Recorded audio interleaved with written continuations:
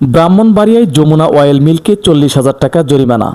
অস্বাস্থ্যকর পরিবেশে সরিষার তেল প্রস্তুত। শফিকুর রহমান শাহিন, ব্রাহ্মণবাড়িয়া জেলা প্রতিনিধি। এর রিপোর্টে দেখুন বিস্তারিত। ব্রাহ্মণবাড়িয়া জেলার একটি বাজারে অভিযান চালিয়ে অস্বাস্থ্যকর পরিবেশে সরিষার তেল প্রস্তুতের দায়ে একটি প্রতিষ্ঠানকে 40,000 টাকা জরিমানা করেছে জাতীয় ভোক্তা অধিকার সংরক্ষণ অধিদপ্তর। সামার কিংবা উইন্টার সব সময় স্পিড দরকার। স্পিড। শনিবার 14 মার্চ দুপুর 2টায় জাতীয় ভোক্তা অধিকার সংরক্ষণ অধিদপ্তর ব্রাহ্মণবাড়িয়া জেলা কার্যালয়ের সহকারী পরিচালক ইফতেখাইরুল আলম রিজভির উদ্যোগে পৌর এলাকার জগৎ বাজারে অভিযান পরিচালনা করা হয়। অভিযানে জেলা নিরাপদ খাদ্য কর্তৃপক্ষ সহযোগিতা করে। অভিযানকালে জগৎ বাজারে যমুনা অয়েল মিলে অস্বাস্থ্যকর প্রক্রিয়ায় সরিষার তেল উৎপাদনের প্রমাণ পাওয়ায় প্রতিষ্ঠানটিকে 40,000 টাকা জরিমানা আরোপ ও তাৎক্ষণিকভাবে আদায় করা হয়।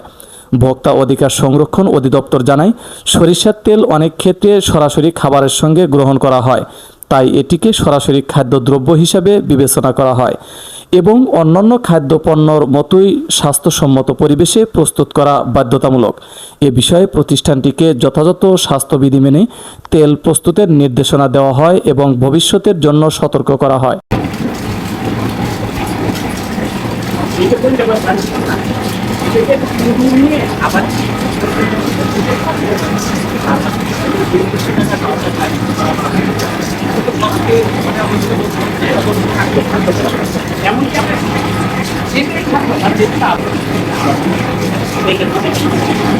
এটা আবার দিলেন না এখন